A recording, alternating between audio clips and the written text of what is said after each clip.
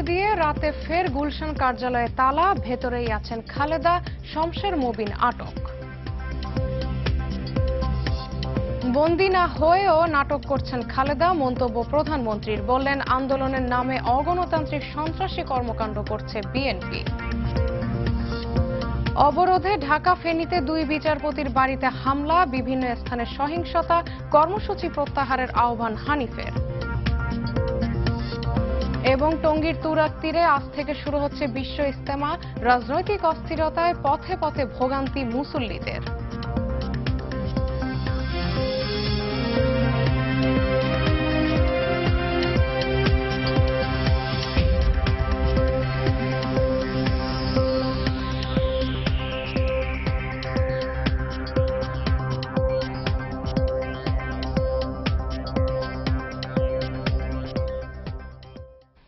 আসসালামু আলাইকুম, স্বাগত জানাচ্ছি আরটিভির মধ্যরাতের সংবাদে। শুনছিলেন মার্কেন্টাইল ব্যাংক শিরোনাম, আপনাদের সঙ্গে আছি আমি Rehnuma Mostafa. Premium drinking water, শুরু হোক বিশুদ্ধতায়। বিএনপি চেয়ারপারসন খালেদা জিয়ার গুলশান কার্যালয়ের মূল ফটকের তালা বৃহস্পতিবার দিনে খুলে দিয়ে রাতে আবারও লাগিয়ে দিয়েছে পুলিশ। এদিকে খালেদা জিয়ার সুস্থতা কামনা করেছেন ভারতের ক্ষমতাসীন দল বিজেপির প্রধান অমিত শাহ। বুধবার রাতে ফোন করে বেগম জিয়ার স্বাস্থ্যের খোঁজ খবর নেন তিনি। একথা জানিয়েছেন চেয়ারপারসনের প্রেস সচিব মারুফ কামাল খান সোহেল। ওদিকে দাবি পূরণ না হওয়া পর্যন্ত অবরোধ চালিয়ে যাওয়ার কথা জানিয়েছেন দলের যুগ্ম মহাসচিব রুহুল কবির রিজভী। ইকবাল ফরহাদের রিপোর্ট। ষষ্ঠ দিনের মতো নিজ কার্যালয়ে অবরুদ্ধ বিএনপি চেয়ারপারসন বেগম খালেদা জিয়া। মূল ফটকের তালা দিনে খুলে দিলেও রাতে আবারও তা লাগিয়ে দেয় পুলিশ। ফটক ঘিরে আছে পুলিশের বেষ্টনী, সামনের রাস্তা এখনো পুলিশের নিয়ন্ত্রণে। রাতে বিকল্পধারার প্রেসিডেন্ট সাবেক রাষ্ট্রপতি ডাক্তার AQM বদরুদ্দোজা চৌধুরী বেগম জিয়ার সঙ্গে দেখা করতে আসেন, কিন্তু জল কামান দিয়ে প্রবেশপথ বন্ধ রাখার প্রতিবাদ জানিয়ে চলে যান তিনি। বেগম জিয়ার সঙ্গে দেখা করেন গাজী মাজহারুল আনোয়ার সহ 5 সাংস্কৃতিক ব্যক্তিত্ব। আসেন কণ্ঠশিল্পী শাফিন আহমেদ। পেশাজীবীদের একটি প্রতিনিধি দলও দেখা করেন বেগম জিয়ার সঙ্গে। এদিকে মহিলা দলের নেত্রীরা কাঁচা তরিতরকারি, মাছ, মুরগি, ফলমূল ও ওষুধ নিয়ে আসেন বেগম জিয়ার জন্য। ভেতরে ওষুধ প্রবেশের অনুমতি মিললেও আর কিছু নিতে দেয়নি পুলিশ, ফলে বাধ্য হয়ে ফেরত নিয়ে যেতে হয় এসব। বৃহস্পতিবার রাতে বিএনপির পক্ষ থেকে জানানো হয়, বিজেপি প্রধান অমিত শাহ ফোন করেছেন বেগম জিয়াকে। দেশনেত্রী বেগম খালেদা জিয়ার স্বাস্থ্যের সর্বশেষ অবস্থা সম্পর্কে খোঁজ খবর নিয়েছেন ভারতীয় জনতা পার্টি বিজেপির প্রেসিডেন্ট শ্রীযুক্ত অমিত শাহ। গতকাল রাত 10:30টায় টেলিফোন করে বিজেপি প্রধান এই খোঁজ খবর নেন।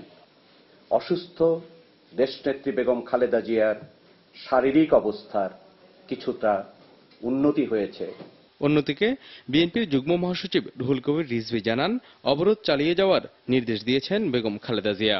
সকলের অংশগ্রহণের মধ্যে দিয়ে স্বচ্ছ নির্বাচন যাতে অনুষ্ঠিত হয়, সেই নির্বাচন সেটার জন্য আমরা আহ্বান জানাচ্ছি এবং যতক্ষণ পর্যন্ত সরকার আমাদের এই দাবি মানছে ততক্ষণ পর্যন্ত অবরোধ কর্মসূচি অব্যাহত থাকবে। হাইকোর্টের নিষেধাজ্ঞা সত্ত্বেও মানব দেহের জন্য ক্ষতিকর পেপার স্প্রে বেগম জিয়ার উপর ছুড়েছে পুলিশ, এমন অভিযোগ করে বিএনপিপন্থী ডাক্তারদের সংগঠন ড্যাব ডিআরইউতে সংবাদ সম্মেলন করে বলেছে, পেপার স্প্রের বিরুদ্ধে আন্তর্জাতিক নিষেধাজ্ঞাও মানেনি সরকার। ইকবাল ফরহাদ, আরটিভি, ঢাকা। বিএনপির ভাইস চেয়ারম্যান শমশের মোবিন চৌধুরীকে আটক করেছে পুলিশ। বৃহস্পতিবার রাতে বনানীর নিজ বাসা থেকে তাকে পুলিশ আটক করে। এরপর তাকে নিয়ে যাওয়া হয় গোয়েন্দা পুলিশের কার্যালয়ে। শমশের মোবিন চৌধুরী বিএনপির আন্তর্জাতিক সম্পর্ক বিষয়াদি তদারকি করেন। বিএনপি চেয়ারপারসনকে ভারতের ক্ষমতাসীন দল বিজেপি প্রধান অমিত শাহ ফোন করেছেন, এমন খবর প্রচার হওয়ার কয়েক ঘন্টার মধ্যেই আটক হন শমশের মোবিন। বন্দী না হয়েও বন্দী হওয়ার নাটক করছেন খালেদা জিয়া, এই অভিযোগ করলেন প্রধানমন্ত্রী শেখ হাসিনা। বললেন, কর্মসূচির নামে বিএনপি যা করছে তা অগণতান্ত্রিক ও সন্ত্রাসী কর্মকাণ্ড। বৃহস্পতিবার সকালে ইঞ্জিনিয়ার্স ইনস্টিটিউশন মিলনায়তনে বাংলাদেশ অর্থনীতি সমিতির সম্মেলনের উদ্বোধনী অনুষ্ঠানে প্রধানমন্ত্রী বললেন, নির্বাচন না হলে অগণতান্ত্রিক সরকার ক্ষমতায় আসত, আর সেটি বিএনপির জন্যও ভালো হতো না। মারুফ রেজার রিপোর্ট। স্বাধীনতার পর যে লক্ষ্য সামনে রেখে অর্থনৈতিক পরিকল্পনা নেওয়া হয়েছিল তা অনেকটাই লক্ষ্যচ্যুত। বিষয়গুলো নিয়ে আবারও ভাবনার সময় এসেছে। এ আহ্বান নিয়ে রাজনৈতিক অর্থনীতি ও উন্নয়ন পুনর্ভাবনা প্রতিবাদে শুরু হলো অর্থনৈতিক সমিতির দ্বিবার্ষিক সম্মেলন 2015। বাংলাদেশ ইঞ্জিনিয়ার ইনস্টিটিউশন মিলনায়তনে 3 দিনব্যাপী অনুষ্ঠানের উদ্বোধন করেন প্রধানমন্ত্রী শেখ হাসিনা। উদ্বোধনী বক্তব্যে প্রধানমন্ত্রী বলেন, বিশ্ব মন্দা সত্ত্বেও এগিয়ে চলছে দেশের অর্থনীতি। অর্থনীতির মূল বাধা হিসেবে বিএনপি জামায়াতের রাজনৈতিক কর্মকাণ্ডকে দায়ী করে তিনি বলেন, নির্বাচনে অংশ না নিয়ে আন্দোলনের নামে বিএনপি চেয়ারপারসন সন্ত্রাসী কর্মকাণ্ড করে যাচ্ছেন। নির্বাচন করে গণতন্ত্রকে সুসংহত করেছে, আজকে আবার আমরা দেখি হঠাৎ আন্দোলন। আমাদের বিএনপির নেত্রী ওনাকে অবরুদ্ধ করে রাখা হয়েছে। উনি যে অফিসে থাকবেন তার জন্য খাট পালং আগেই কিনেছেন এবং গদি 1 বার না 3 বার বদলাতে হয়েছে, ওনার পছন্দ হয়নি বলে।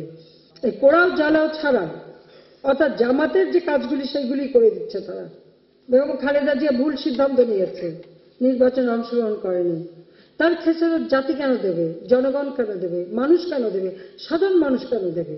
দেশের আর্থসামাজিক উন্নয়ন সহ মানুষের মৌলিক চাহিদা পূরণ সরকারের মূল লক্ষ্য জানিয়ে শেখ হাসিনা বলেন, সীমিত সম্পদের সঠিক ব্যবহার ও বিশাল জনসংখ্যাকে জনশক্তিতে পরিণত করে দেশের আর্থসামাজিক উন্নয়ন সম্ভব। এদেশের মানুষের খাদ্য নিরাপত্তা নিশ্চিত করতে হবে। খাদ্য নিরাপত্তা নিশ্চিত করতে হলে আমাদের কি কি পদক্ষেপ নিতে হবে? খাদ্য উৎপাদন বাড়াতে হবে, দরিদ্রের মাঝে বিনামূল্যে খাদ্য বিতরণ করতে হবে, তাদের খাদ্য নিরাপত্তা নিশ্চিত করতে হবে। ঠিক এভাবে প্রত্যেকটা মানুষের জীবনের যে চাহিদাগুলি সেগুলি মেটানো, এটাই আমাদের লক্ষ্য। এর আগে স্বাধীনতা যুদ্ধ পরবর্তী সময়ে দেশের অর্থনীতিতে উল্লেখযোগ্য ভূমিকা রাখার জন্য 4 জন বিশিষ্ট অর্থনীতিবিদকে স্বর্ণপদক দেওয়া হয়। পদক পান অধ্যাপক মোশাররফ হোসেন, সাবেক গভর্নর লুৎফর রহমান, ডক্টর অশোক মিত্র ও অধ্যাপক ডক্টর নুরুল ইসলাম। তাদের অনুপস্থিতিতে পদকগুলো গ্রহণ করেন তাদের নিকট পরিজনরা। এছাড়া সমিতির আজীবন সদস্য সম্মাননা দেওয়া হয় প্রধানমন্ত্রী শেখ হাসিনা ও সাবেক বিচারপতি ABM খায়রুল হককে। এবারই প্রথম কাউকে এমন সদস্য পদ দিল অর্থনীতি সমিতি। মারুফ রেজা, RTV, ঢাকা। রাজধানীর ধানমন্ডি ও ফেনীতে 2 বিচারপতির বাড়িতে হামলা চালিয়েছে দুর্বৃত্তরা। এদিকে দেশের বিভিন্ন জায়গায় ট্রাক, কভার্ড ভ্যান ও অটোরিকশায় আগুন এবং যানবাহন ভাঙচুরের মধ্য দিয়ে চলছে বিএনপি নেতৃত্বাধীন 20 দলের টানা অবরোধ। অবরোধকে কেন্দ্র করে নেতাকর্মীদের নিহতের ঘটনায় কয়েক জেলায় পালিত হয় হরতাল। তবে রাজধানীতে অবরোধের সমর্থনে মাঠে ছিল না নেতাকর্মীরা। যান চলাচল রয়েছে স্বাভাবিক। মুক্তা মোহাম্মদকে সঙ্গে নিয়ে আরাফাতুর রহমানের রিপোর্ট। বিচারপতি কাজী রেজাউল হকের ফেনীর গ্রামের বাড়িতে আগুন দেয় দুর্বৃত্তরা। এই বিচারপতি বিএনপি নেতা তারেক রহমানের বক্তব্য প্রচারের আদেশ দেন। নিষেধাজ্ঞা দেয়া হাইকোর্ট বেঞ্চের দ্বিতীয় সদস্য বিচারপতি আবু তাহের মোহাম্মদ সাইফুর রহমানের ধানমন্ডির বাসায় ককটেল হামলা করে দুর্বৃত্তরা। এই ঘটনায় পুলিশ 3 জনকে আটক করেছে। অবরোধের সমর্থনে নারায়ণগঞ্জের গোগনগর ও ঢাকা সিলেট মহাসড়কের রূপগঞ্জের ভুলতায় মিছিল করে বিএনপি। এই সময় অবরোধকারীরা কাভার্ড ভ্যান, ট্রাক ও CNG ভাঙচুর করে।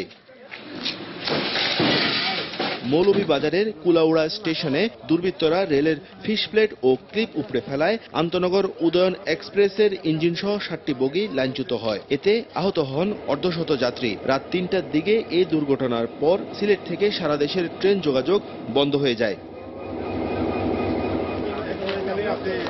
একই ঘটনা ঘটে জয়পুরহাট জেলায়ও। অবরোধকারীরা জেলার উড়িব্রিজ এলাকায় রেল লাইনের ফিশ প্লেট তুলে ফেলায় ঘণ্টা 4 জন্য বন্ধ থাকে জয়পুরহাটের সঙ্গে ঢাকা ও রাজশাহীর ট্রেন যোগাযোগ। অনির্দিষ্টকালের অবরোধের পাশাপাশি সিলেটে পালিত হচ্ছে বিএনপির সকাল সন্ধ্যা হরতাল। নগরের চৌহাট্টা এলাকায় ছাত্রদল কর্মীরা ঝটিকা মিছিল করে। চাঁপাইনবাবগঞ্জের সোনামসজিদ স্থলবন্দর থেকে পুলিশ, র্যাব ও বিজিবির পাহারায় ছেড়ে যাওয়া আমদানি পণ্যবাহী 15টি ট্রাকে ককটেল হামলা ও ভাঙচুর চালানো হয়। রংপুরে মহাসড়কে অবরোধকারীরা পিকেটিং ও 4টি গাড়ি ভাঙচুর করে। নাটোরের একতা মোড়ে টায়ার জ্বালায় অবরোধ সমর্থকরা।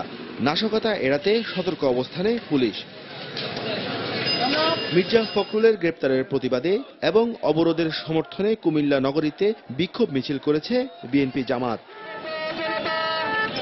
অবরোধের সমর্থনে কুষ্টিয়ায় পুলিশি বাধায় বিএনপি নেতাকর্মীদের বিক্ষোভ মিছিল পণ্ড হয়ে যায়। ফরিদপুরের ঝিনাইদহ, মেহেরপুর, বরিশালে বিএনপির নেতাকর্মীরা মিছিল করলে তাতে বাধা দেয় পুলিশ। এদিকে যুবদল কর্মী নিহত ও বিএনপি স্থায়ী কমিটির সদস্য তরিকুল ইসলাম সহ ৪৯ নেতাকর্মীর নামে মামলার প্রতিবাদে নোয়াখালী ও যশোরে চলছে সকাল সন্ধ্যা হরতাল।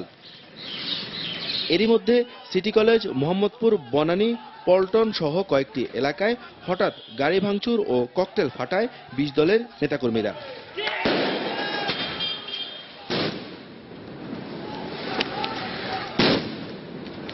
তবে অবরোধে উত্তাপ নেই রাজধানীতে, স্বাভাবিক জনজীবন। অনেক সড়কেই থেমে থেমেই তৈরি হচ্ছে যানজট। এই সময় রাজধানীর কয়েকটি মোড়ে অন্যান্য স্বাভাবিক দিনের মতো যানজট দেখা যায়। আরাফাতুর রহমান, RTV, ঢাকা। 10 জানুয়ারি বঙ্গবন্ধু স্বদেশ প্রত্যাবর্তন দিবস উপলক্ষে পূর্ব নির্ধারিত সমাবেশ দুদিন পিছিয়ে 12 জানুয়ারি করার সিদ্ধান্ত নেওয়া হয়েছে। বৃহস্পতিবার রাতে গণভবনে প্রধানমন্ত্রী শেখ হাসিনার সভাপতিত্বে আওয়ামী লীগের কার্যনির্বাহী সংসদ ও উপদেষ্টা পরিষদের জরুরি বৈঠকে এ সিদ্ধান্ত হয়। এদিকে বিশ্ব ইজতেমায় মুসল্লিদের যাতায়াত নির্বিঘ্ন করতে 20 দলকে অবরোধ প্রত্যাহারের আহ্বান জানিয়েছেন দলের যুগ্ম সাধারণ সম্পাদক মাহবুবুল আলম হানিফ। নাজিফ ফরাজি রিপোর্ট। গণভবনে আওয়ামী লীগের কার্যনির্বাহী সংসদ ও উপদেষ্টা পরিষদের সদস্যদের সঙ্গে জরুরি বৈঠক করেন প্রধানমন্ত্রী শেখ হাসিনা। এতে চলমান